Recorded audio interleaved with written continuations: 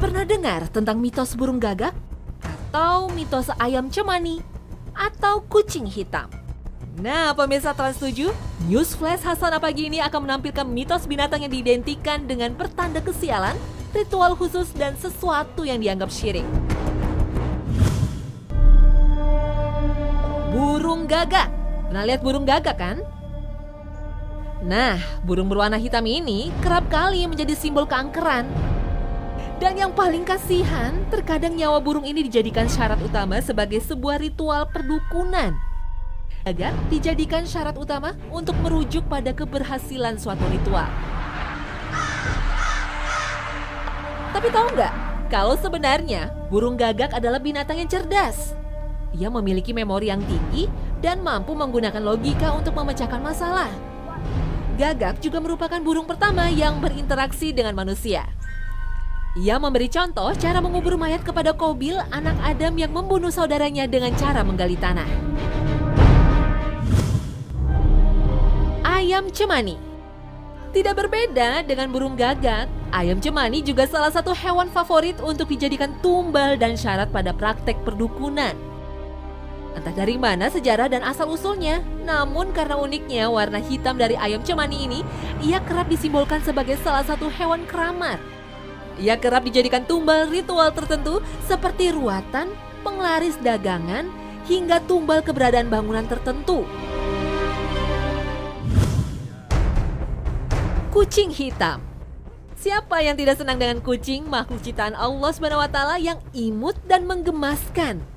Kucing selain menjadi binatang peliharaan favorit, ternyata juga menjadi salah satu simbol tanda kemusyrikan dan kesyirikan. Dan untuk di ranah kita sendiri, ada mitos bila ada seorang mayit yang dilewati atau diloncati oleh seekor kucing, kerap kali dianggap sebagai petanda sial. Karena mitos inilah, terkadang ada sebagian orang yang memperlakukan kucing dengan kasar. Entah itu mengusirnya, menendangnya, atau segala sikap yang dapat menyakiti binatang tersebut. Sudah sangat jelas perbuatan-perbuatan tersebut sebagai salah satu pintu jalan yang mengarah kepada kesyirikan. Bila kita mempercayai hal tersebut, maka kita bisa masuk ke dalam golongan orang-orang yang syirik atau menduakan Allah SWT. Bila kita melihat sebutan ritual perdukunan yang menggunakan darah dari ayam cemani atau burung gagak sebagai salah satu syaratnya, sudah sangat jelas perbuatan itu malah menyakiti makhluk ciptaan Allah SWT. Dalam surat Al-Isra ayat 44 sangat kuat dijelaskan bahwa setiap makhluk hidup yang ada di bumi ini bertasbih kepada Allah SWT sang pencipta alam semesta. Oleh karena itu, sebagai seorang muslim juga harus memperhatikan perilaku kita terhadap binatang.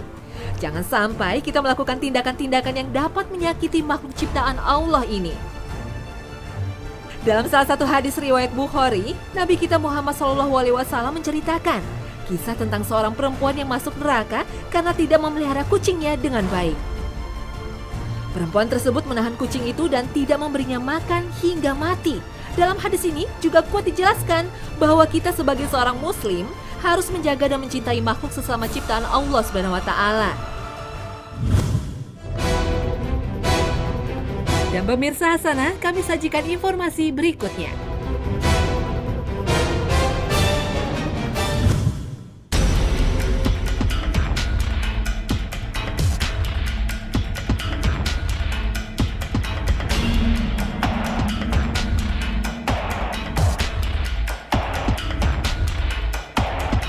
Maha suci Allah atas seluruh ciptaannya di jagat raya ini. Di antara makhluk ciptaan Allah di muka bumi, manusia adalah yang paling sempurna. Manusia dibekali dengan akal dan pikiran yang baik. Diberi indera yang sempurna untuk melihat, merenungi, dan mensyukuri apa yang telah Allah SWT berikan kepada kita. Di balik kehebatan dari pemikiran manusia yang menghasilkan karya dan teknologi yang hebat, ternyata masih banyak fenomena kasat mata di alam ini yang belum dapat dijawab hanya dengan menggunakan penalaran logika saja.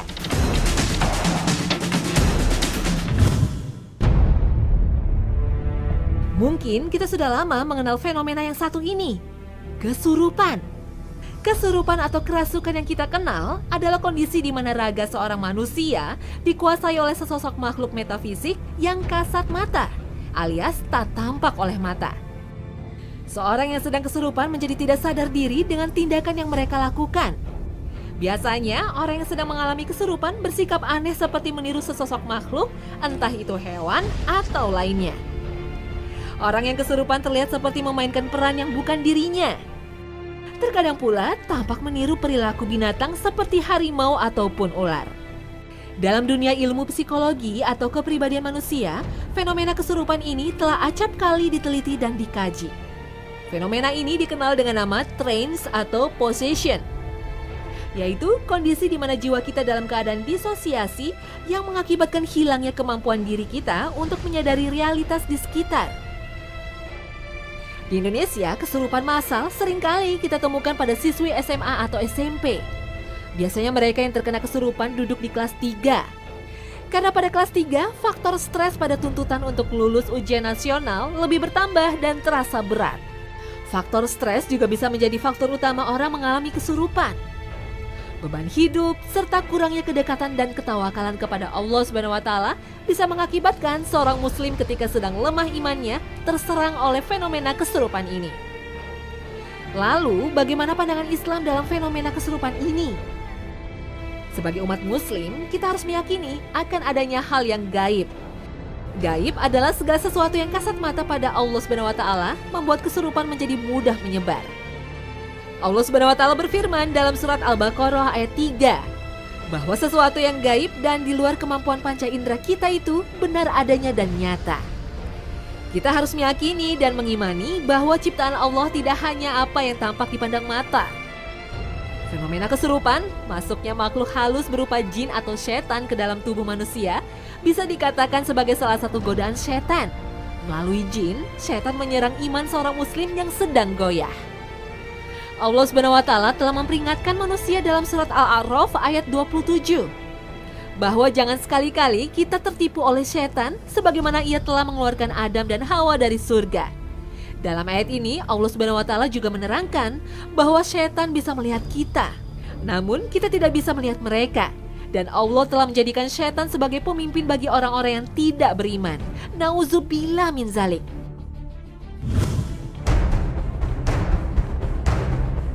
Menurut Ibnu Taimiyah, gangguan jin atau setan terhadap manusia terjadi pada celah-celah emosi seperti syahwat, hawa nafsu, mabuk cinta, amarah, dan rasa takut. Bahkan dalam sebuah hadis disebutkan kalau setan dapat berjalan pada tubuh manusia melalui aliran darah. Sebagian besar gangguan jin itu disebabkan kebencian atau pembalasan dari pihak jin setelah disakiti oleh manusia. Tapi ada kalanya golongan mereka memang ingin mengganggu manusia. Gangguan jin terhadap manusia tidak hanya berupa kesurupan saja. Ada beberapa kriteria jenis gangguan yang disebabkan oleh jin. Yang pertama adalah gangguan total, yaitu jin mengganggu dan menguasai seluruh tubuh manusia seperti yang sering kita lihat pada orang yang kesurupan. Yang kedua adalah gangguan sektoral, di mana jin bisa mengganggu sebagian tubuh manusia yang bisa berakibat sakit, seperti pusing tanpa sebab setelah bangun tidur, ngantuk ketika kerja, dan rasa malas. Ada pula gangguan berkepanjangan, di mana jin berada dalam tubuh manusia untuk mengganggu dalam jangka waktu yang lama, seperti ketika seseorang terkena teluh atau ilmu santet. Biasanya gangguan ini terjadi karena orang tersebut lemah imannya dan tidak meyakini serta mendalami apa yang telah Allah SWT firmankan dalam Al-Quran. Berikutnya adalah gangguan sejenak. Ini terjadi ketika jin mengganggu hanya beberapa detik atau bisa disebut keisengan mereka dalam mengganggu hamba Allah. Gangguan sejenak ini seperti mimpi buruk yang pernah kita alami. Oleh karena itu, kita harus selalu mengawali segala aktivitas dengan berdoa memohon perlindungan kepada Sang Penguasa Jagat Raya, Allah SWT. Lalu bagaimana jin bisa memasuki tubuh manusia? Dalam Al-Quran Surat Ar-Rahman ayat 15 disebutkan bahwa Allah SWT menciptakan jin dari nyala api. Menurut tafsir Ibnu Abbas, bahwa ujung api adalah ujung gejolak api, yaitu udara panas yang keluar dari api. Karena bisa menyerupai udara, maka makhluk jin bebas memasuki tubuh manusia yang sedang lemah imannya. Kajian kedokteran modern menyatakan bahwa orang yang sedang kesurupan memiliki gelombang otak yang susah terdeteksi. Seakan-akan ada benda asing yang bersemayam di dalam otaknya. Orang yang kesurupan selalu lepas kontrol dan hilang kesadaran. Biasanya orang yang kesurupan akan mengalami perubahan nada suara. Misalnya, perempuan yang kesurupan mengeluarkan suara yang menyerupai suara laki-laki.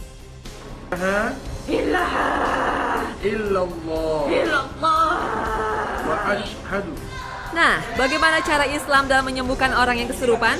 Ada beberapa kriteria bagi umat muslim yang bisa menyembuhkan seseorang dalam kondisi kesurupan. Di antaranya adalah ia haruslah memiliki iman yang kuat. Seorang muslim harus senantiasa mengingat Allah Subhanahu wa taala, mentaati perintahnya dan menjauhi larangannya. Orang yang bisa menyembuhkan kesurupan biasanya memiliki keyakinan yang kuat bahwa firman Allah Subhanahu wa taala mempunyai pengaruh pada jin dan setan. Pengobatan secara Islami bisa dilakukan dengan ruqyah sesuai dengan syariat Islam. Menurut Ibnu Taimiyah, ada beberapa ayat dalam Al-Qur'anul Karim yang dapat kita bacakan ketika menghadapi orang yang sedang kesurupan. Di antara ayat-ayat tersebut adalah surat Al-Fatihah, ayat Kursi, dan surat An-Nisa ayat 14. Dalam surat tersebut, Allah memberi ancaman pada siapa saja yang mendurhakai Allah dan Rasul-Nya. Orang-orang yang musyrik telah menjadikan jin sebagai sekutu bagi Allah. Mereka lalai bahwa Allah lah yang sesungguhnya menciptakan jin-jin itu.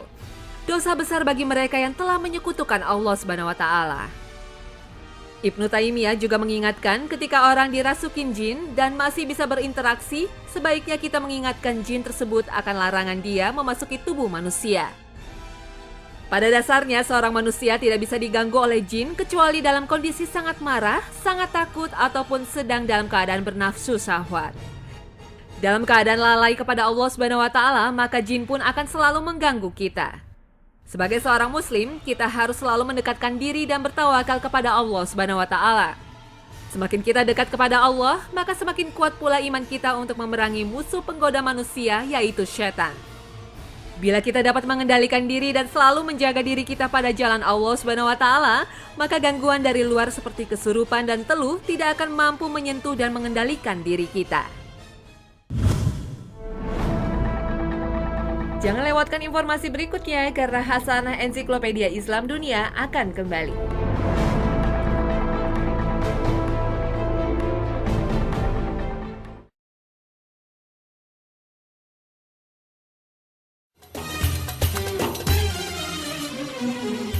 Al-Quran dan mereka mengikuti ajaran Al-Quran tersebut. Jin ada yang mukmin, ada pula yang kafir. Allah memberi janji kepada jin dan manusia untuk melimpahkan rezekinya kalau mereka mengikuti jalan yang lurus sesuai perintah Allah. Secara bahasa dan etimologi, kata jin berasal dari kata jannah, yang berarti bersembunyi atau tidak terlihat oleh panca indera kita. Dalam surat Al-A'raf ayat 27, Allah menerangkan bahwa makhluk ini dapat melihat manusia, tetapi sebaliknya, kita tidak bisa melihat makhluk ini. Penjelasan mengenai jin diterangkan dalam Al-Quran di beberapa surat. Dalam Al-Quran surat Al-Hijr ayat 27 dijelaskan bahwa jin diciptakan jauh sebelum manusia. Jin diciptakan dari panasnya nyala api seperti yang difirmankan Allah dalam surat Ar-Rahman ayat 15. Tidak berbeda dengan manusia, jin juga memiliki keluarga dan keturunan. Jin juga ditugaskan oleh Sang Pencipta Allah Subhanahu wa taala untuk beriman dan menyembah kepadanya. Oleh karena itu, bangsa jin ada yang muslim dan ada pula jin yang kafir yang tidak patuh akan perintah Allah Subhanahu wa taala. Dalam Al-Quran, Allah senantiasa memberi peringatan kepada umat manusia agar hanya menyembah kepada Allah dan tidak mengikuti perintah jin dan syaitan yang kafir. Perintah beriman dan beribadah kepada Allah tidak hanya diperuntukkan bagi umat manusia, namun juga kepada bangsa jin. Sebagaimana dalam surat Az-Zariyat ayat 56, tidaklah kami ciptakan jin dan manusia kecuali untuk beribadah kepadaku. Ketundukan jin pada Allah dan Rasul-Nya diabadikan dalam surat Jin. Telah diwahyukan kepadaku sekumpulan jin mendengarkan Al-Quran, lalu mereka berkata, sesungguhnya kami telah mendengarkan Al-Quran yang menakjubkan, yang memberi petunjuk kepada jalan yang benar. Karena itu kami mempercayainya dan kami tidak akan mempersekutukan Allah dengan siapapun juga. Turunnya ayat ini berkaitan dengan peristiwa saat Rasulullah SAW sedang melaksanakan sholat subuh berjamaah dengan para sahabatnya. Kemudian Rasul membaca surat Ar-Rahman. Segerombolan jin yang menurut riwayat sebanyak 7 atau 9 jin sedang mengadakan perjalanan. Kemudian terhenti karena takjub lalu mendengarkan bacaan Rasulullah itu. Setelah mendengar surat Ar-Rahman inilah, bangsa jin tersebut menyatakan berbaiat kepada Rasulullah. Seperti yang diabadikan dalam surat Al-Ahqaf ayat 29. Para jin itu berkata kepada salah satu temannya, "Diamlah, perhatikanlah bacaannya." Sesudah itu, mereka kembali kepada kaumnya untuk mengingatkan mereka pada jalan yang benar. Peristiwa itu terjadi di sebuah masjid yang terletak di kampung Ma'lah, tak jauh dari pekuburan kaum muslim di kota Mekah. Masjid ini menjadi monumen terpenting dialog antara Rasulullah dan para jin. Rombongan jin dipimpin oleh jin bernama Wirdan yang berasal dari Nasibain, daerah yang terletak di perbatasan antara negara Irak dan Suriah. Menurut sejumlah ulama, tidak ada jin yang diutus menjadi nabi dan rasul. Oleh karena itu, nabi dan rasul berasal dari golongan manusia dan berkewajiban menyampaikan dakwahnya tidak hanya kepada manusia, juga bangsa jin. Bangsa jin bisa diperintahkan oleh manusia seperti yang terjadi pada zaman Nabi Sulaiman alaihissalam. Bangsa jin tunduk pada Nabi Sulaiman dan melakukan apa saja yang diperintahkannya. Seperti membuat gedung-gedung yang tinggi dan piring-piring yang besar seperti kolam, juga memindahkan singgasana Ratu Bilqis dalam sekejap ke istana Nabi Sulaiman seperti dikisahkan dalam Al-Quran. Anugerah menguasai jin ini juga dimiliki oleh Nabi Muhammad SAW. Namun ada juga manusia yang sengaja memperalat jin untuk tujuan-tujuan kejahatan, seperti membunuh atau mengguna-guna. Inilah perbuatan syirik yang sebenarnya merupakan tipuan dari setan.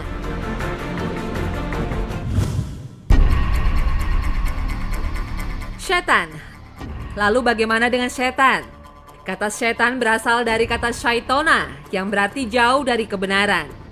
Dalam surat Al-An'am ayat 112, Allah berfirman, "Dan demikianlah kami jadikan bagi tiap-tiap nabi itu musuh, yaitu setan-setan dari jenis manusia dan jenis jin." Dari beberapa penafsiran ulama Al-Sunnah wal Jamaah, kata setan dalam artian surat ini bisa dikatakan menjadi suatu sifat yang mengganggu dan menjerumuskan seorang muslim ke dalam lubang dosa. Menurut tafsir Ibnu Jarir, yang disebut setan ini adalah golongan manusia dan jin yang mendurhakai Allah SWT. Tafsiran lain dari Ibnu Katsir mengatakan setan adalah semua yang keluar dengan tabiat buruk dari segala jenis, yaitu manusia dan jin. Bila melihat dari kesimpulan para ulama besar, bisa dikatakan setan itu adalah segala sesuatu yang menjerumuskan kita ke dalam kekufuran yang berupa manusia dan jin yang menghasut seorang muslim untuk meninggalkan akidahnya. Setan merupakan makhluk Allah yang diturunkan kepada para pendusta dan kepada orang-orang yang sesat. Allah memerintahkan kepada orang-orang yang beriman agar tidak mengikuti langkah-langkah setan yang keji dan mungkar. Dalam surat Fatir ayat 6, Allah berfirman bahwa sesungguhnya setan itu adalah musuh manusia. Karena setan senantiasa mengajak golongannya untuk menjadi penghuni neraka yang menyala-nyala.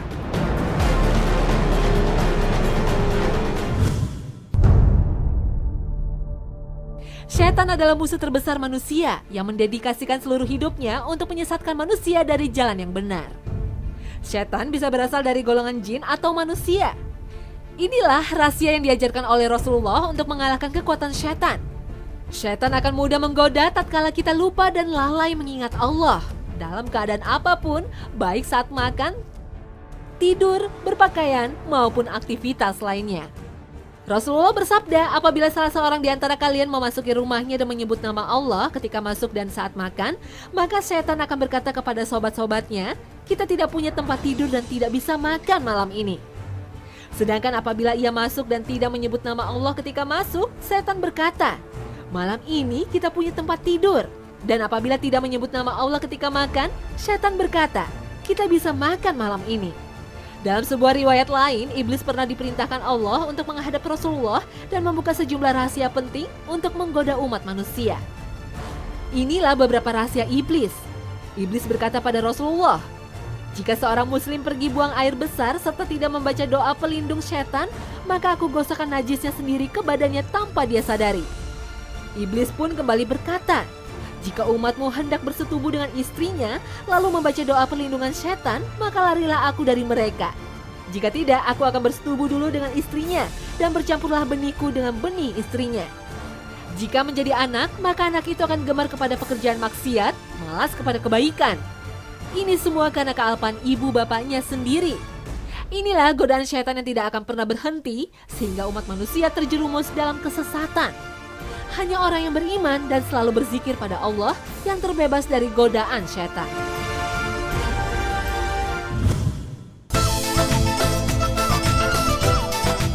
Nah pemirsa, inilah akhir kebersamaan kita dalam Hasanah pagi ini. Saksikan selalu Hasanah setiap hari Senin hingga Jumat. Terima kasih atas perhatian Anda dan wassalamualaikum warahmatullahi wabarakatuh.